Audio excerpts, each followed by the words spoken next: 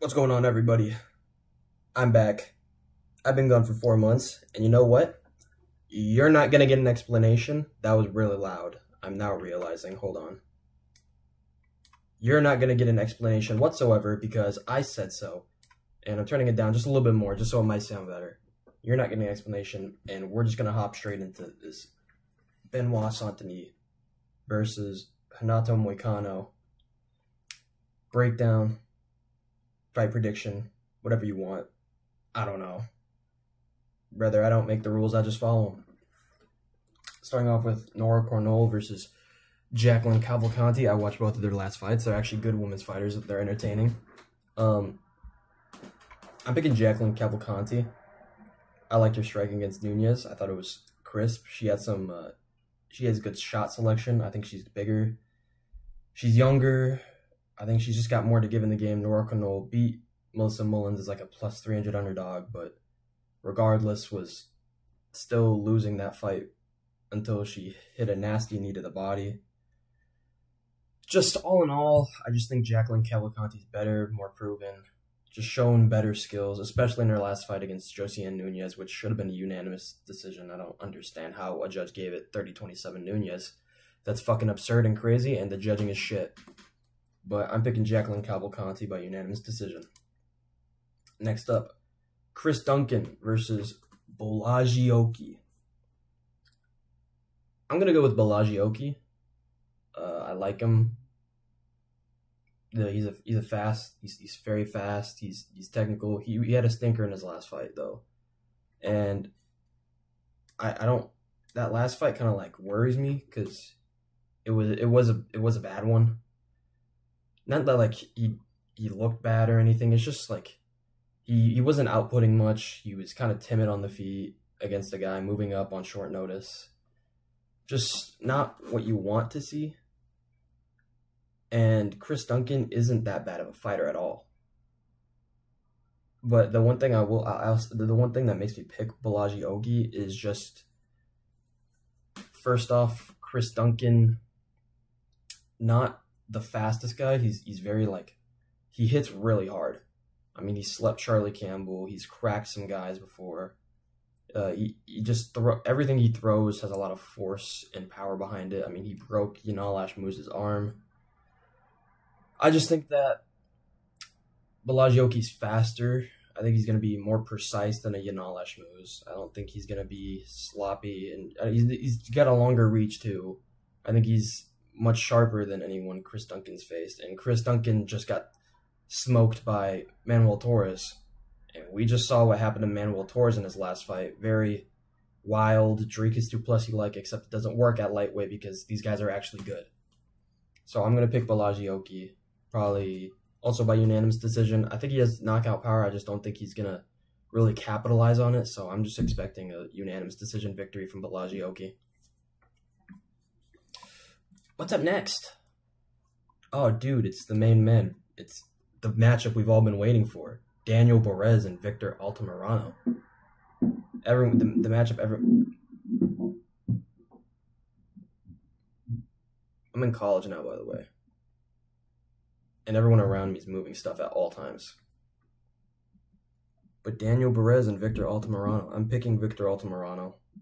Daniel Perez is 35. His only performance and showing was against Jafel Filo, who he dropped specifically with body shots, but I only think that's because Jafel Filo is a really big dude for flyweight, so I think that's just it's a matter of like the weight cut probably affects the way he takes body shots and whatnot. But Victor Altamirano, he had a good performance against Felipe dos Santos. He got robbed. Everyone knows that he got brutally robbed, but he had a good performance. He had a good showing against Felipe dos Santos, and I think that with what he showed there, which was he was able to like hold down Felipe dos Santos, and we saw Daniel Perez get held. Daniel Perez showed good takedown defense, but I think Victor Altamirano, size-wise, is going to be able to bully him. I think he's going to beat him with reach on the feet. I think if it goes to the ground, he's going to be able to beat him with size. I just think Victor Altamirano just shows more anywhere the fight goes. That's just what I think, though. What do I know, dude? I'm just a fucking... I'm literally fucking nobody. So I'm picking Victor Altamirano. I'll say, I don't know, round 2 submission? I don't fucking know. Throw up a random prop. I don't know. Taylor Lapilus versus, I think his opponent is Marcus Perez or something like that. I don't know. His opponent is 3-5 in the UFC, so I'm picking Taylor Lapilus. He's actually a really sharp guy, sharp fighter. Pieced up Cody Stamann, Callum Logren, got beat by Farid Basharat. Not a bad loss to take at all. Farid's undefeated, and he's fucking, he's one of those wrestler guys. So it's you can never beat him. You never win, no matter what.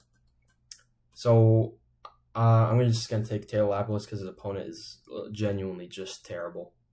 Just not good at all. I don't even know where his opponent's been. Like, his opponent's 3-5, and I guess they just, hey man, do you want another shot at the UFC? We might keep you this time if you do anything. So I'm picking Taylor Lapilus. Actually good fighter. Good reach. Crazy reach. 73 inches at 5'6". That's like 80. If you compare that to John Jones, I don't want to mention John Jones, but he has the longest reach in the UFC, so it's a good benchmark. If him and John Jones were the same height, he would only be at a 2-inch reach disadvantage, just for reference. So he has a really crazy reach. Daria Zelezniakova versus Eileen Perez. I really want to pick Daria Zelezniakova because she was able to beat the robbery that women's MMA fighters get. It just happens a lot in women's MMA. They get robbed. The better just so happen to also be the less attractive fighters.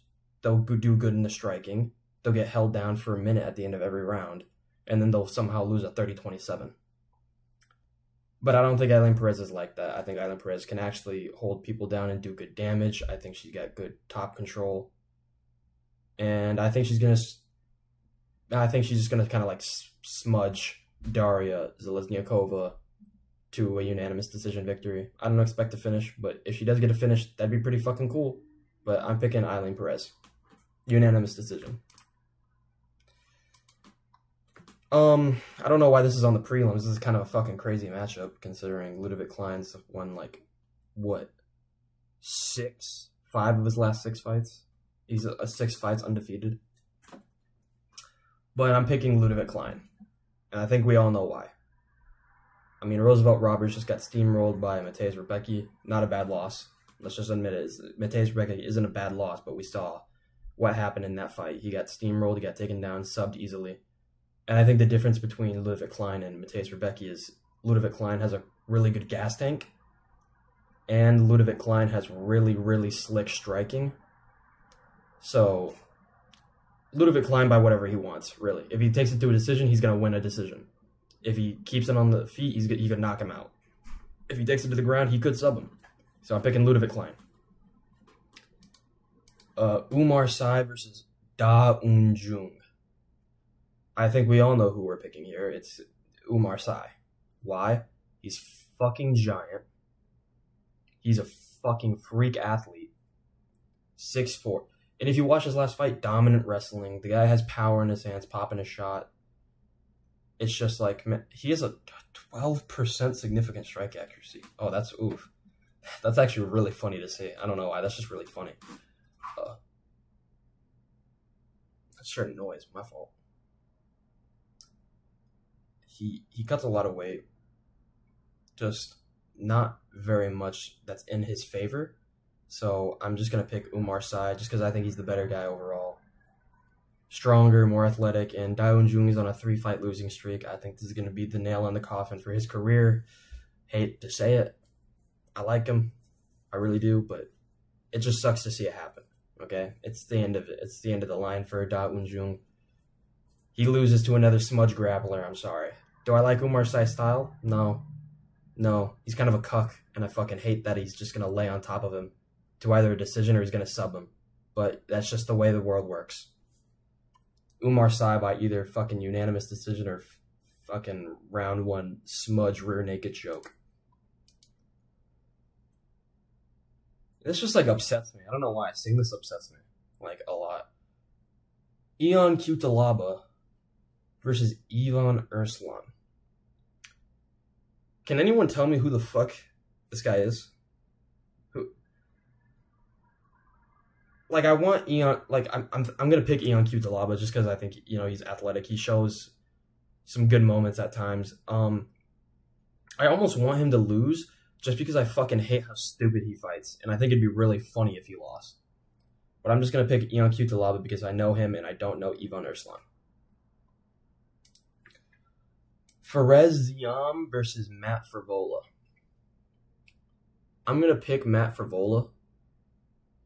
I think he's had a good amount of time off from that Benoit Saint-Denis head kick knockout. Funny enough, guess who's on the card? None of us guessed it. It's almost like he's the main event or something. I'm picking Matt Frevola. He's got crazy fucking power in his hands. He was able to sleep Drew Dober bad. He was able to hold down guys like Jalen Turner. I mean, he's got grappling ability. He can hold you down. He can knock you out. I honestly think Matt Frevola is just better anywhere, and I think this is a good place to get him back on the win column. I think this is a good start to get him back on the win column, and who knows, maybe they do him versus Patty next in like a short notice matchup or something. I don't know, but I'm picking Matt Frevola.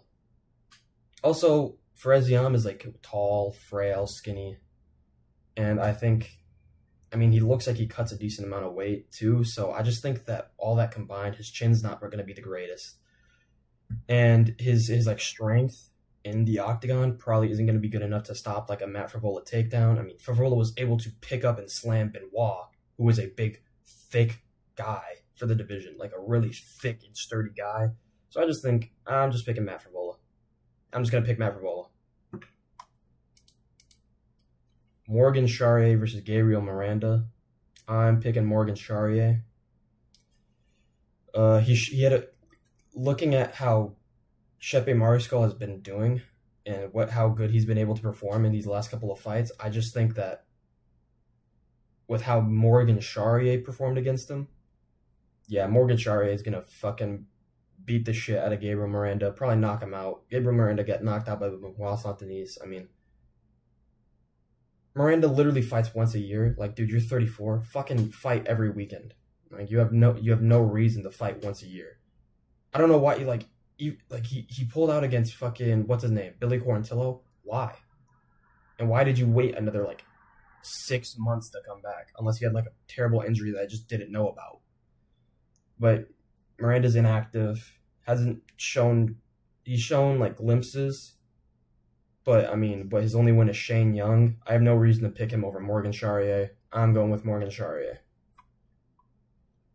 By knockout, by the way. It's by knockout. Brian Battle versus Kevin Jousset. I'm going to go with Brian Battle. I like how he's looked on the feet in his recent fights, especially against Angelusa. He was able to keep distance really well. He was able to take down Angelusa and stuff the takedowns. And Gabriel Bonfim, he wasn't able to do that. Gabriel Bonfim is actually really good. And Kevin Jousset kind of feels like he's good, but like when I look at him fight, it's just like, dude, he looks so stiff. Does he not look stiff as a board when he fights? Like it doesn't feel like he moves. He might move his head, but I wouldn't fucking know because it just doesn't look like he does. So I'm gonna go with Brian Battle, probably by unanimous decision. I'll go with a split decision. I think one of the French judges are probably gonna give him the fight just because he's French and they want him to win. But other than that, I'm probably gonna go with Brian Battle. Split decision. I think he's gonna very clearly win 2 rounds, but one judge is gonna give Jousset a 29-28 because why not? But I'm gonna go with a Brian Battle win. I think he's better than Jousset. I don't know, maybe not on the feet, but on the ground, I think he's 100% better than Kevin Jousset. So, Brian Battle, split decision victory. This one's actually a tough one to call. Joanderson Brito and William Gomez. I don't know why Gomez is in the red corner. Brito has more wins, better performances overall, but I'm going to go with Joanderson Brito just because he's proven himself more, I think, against a higher level of opponent. I mean, he was kind of bullying Jack Shore for that entire fight. I mean, he was definitely slowing down, but you could tell he was winning the fight. he was able to he was able to out-grapple Jonathan Pierce in some moments, who was riding a 5-fight win streak. And he was able to sub him against, he was able to sleep Andre Feely. He was able to submit Lucas Alexander in a round. I mean, he's just shown a higher level. But I think the thing that worries me is he chases a lot. Whenever he, like, throws and decides to strike, he chases. Like, he'll chase you. And William Gomez is really fast, slick, good footwork. And I think this is, like, it's one of those guys that will, like, frustrate you with how patient he's able to stay and how well he's able to keep the distance. And I think I'm picking Joanderson Brito. I don't know how he could do it, but I think he can. But I do think I'm not going to be surprised if William Gomez just picks him apart from the outside for like 3 rounds and makes it a boring point decision. Or maybe, who knows, maybe he catches Joanderson Brito and he sleeps him. But I'm picking Joanderson Brito. Hopefully Joanderson Brito wins because he does 5 finishes. And no bonuses, by the way. 5 finishes and no bonuses. But I'm picking Joanderson Brito. Next up, Nasruddin Imavov and Brendan Allen. I'm going to go with Nasruddin Imavov. I like his striking. I like his grappling. I like his overall game. I think he's a better striker than Brendan Allen. I just like Imavov's game more. I think he's going to be able to catch Allen. He's not going to be like Chris Curtis, who's going to have to work his way on the inside. And also, if we look at both of their performances against Chris Curtis, one was far more dominant. Imavov was clearly winning the fight against Curtis. I couldn't tell the thing. I was probably going to have it 2-0 Imavov. But Brendan Allen kind of went life and death with Chris Curtis. That's not to say Chris Curtis is bad, but it's just comparing the performances. And I just think Imavov's just a better overall fighter. And I'm going to take Imavov by a unanimous... I think it's 3 rounds. I think this is 3 rounds, but I'll take him by unanimous decision. I would have liked to see this 5 rounds. I think this would have been better as the main event, if I'm being honest. And Moicano Santini's better co-main. But I get it because Moicano and Santini are bigger names right now, and they just matter more. So, but I'm still picking Imavov by decision. I think if it was a 5-round fight, I'd lean towards Brendan Allen, just because, you know, he would have had a gas tank advantage, I believe, and I think he would have been able to submit him probably in the 4th, 5th round. But if it's 3 round, I'm picking Imavov. What's next? Oh, it's the main event. Oh boy. What a riveting main event. I'm being serious when I say that. I'm just sounding like a little cuck. I don't know why. I'm sorry. Benoit Saint-Denis versus Renato Moicano. I'm going to go with Benoit Saint-Denis. I don't see a way that Moicano gets him to the ground. I think Benoit is bigger, stronger, younger.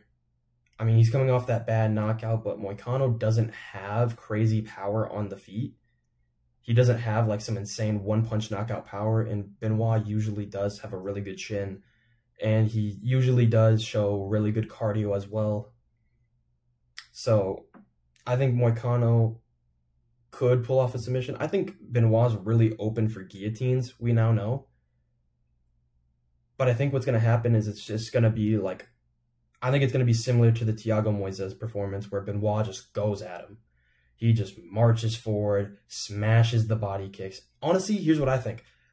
I think if Moicano does what Jalen Turner failed to do with the body kicks, I think he puts him out in 1 round. I think he's going to smash those body kicks early, and I think he's going to hurt Moicano, and I think he's going to finish him by TKO. I think it's going to be a TKO finish, round 1, maybe round 2, if Moicano just survives and fucking overpowers his way to it. But, you know, I just think it's better for Benoit. I think this is a better matchup for Benoit, and I don't know. I trust in him. I'd say Benoit by round 1 TKO via body kick. And that's it. I don't ever want to do this again, but I'm going to keep doing it because I hate my life. And fuck you all. Not really. I love you all. Goodbye.